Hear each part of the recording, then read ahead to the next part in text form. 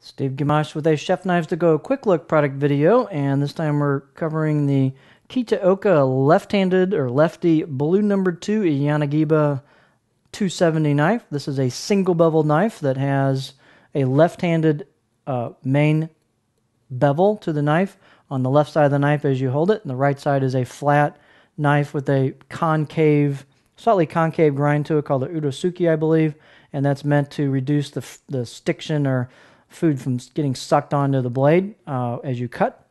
So the single bevel is on the left side of the knife versus most traditional single bevels are for righties only and have that bevel on the right side of the knife.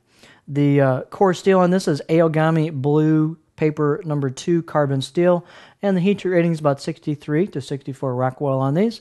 The construction is an iron, soft iron reactive cladding over the top of that. So the cladding goes all the way on one side of the blade. The back side is the core, and then this goes down, and you can see where that edge meets the cladding at that line there. So this is called the blade road or blade path, the main bevel right here. The weight of the knife is 162 grams, about 5.7 ounces. The length is a little under 270 at 265 on the edge, and then the overall length you can see a little above 16 inches. The spine thickness right above the heel here, chin, is 3.7. Tapers a little bit off of that, but then pretty much holds that most of the way through the knife. Thins down a little bit as you get towards the last part of the blade, and then when you hit the grind, of course, it thins down towards the tip. The height on this blade at the heel here is 33.4 millimeters, and the handle is a lefty. Finally, I get to play with a lefty D, but here's a basic left-handed D-shaped basic Howood plastic handle. Nothing fancy, fair amount of jump here between the wood and the plastic, but these are lower priced knives, so that's one of the things you'll cost saving is a cheap handle on the knife, but it works fine for most purposes. I don't see a problem with it and using it. You do have on the front side of the blade some chiseled kanji right there, and on the back side you've got some embossed kanji as well. This particular blade, I went ahead and I wanted to see how flat the blade roads were and how consistent the blade road or main bevel was out of the box. So I got a serious education of working on a single bevel, and I've done a couple of smaller knives working on double bevel knife blade paths or blade roads before.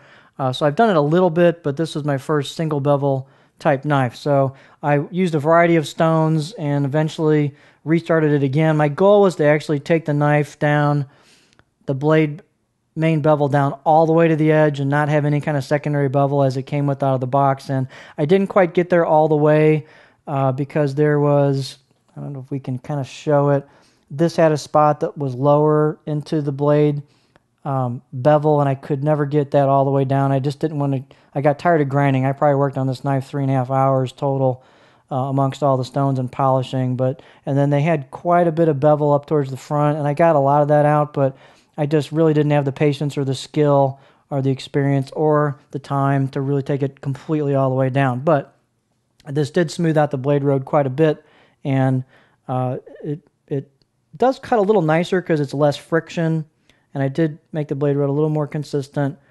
This is my final polish that I gave it, which was a Osuku Kappa, I think, it's approximately a 16K natural stone.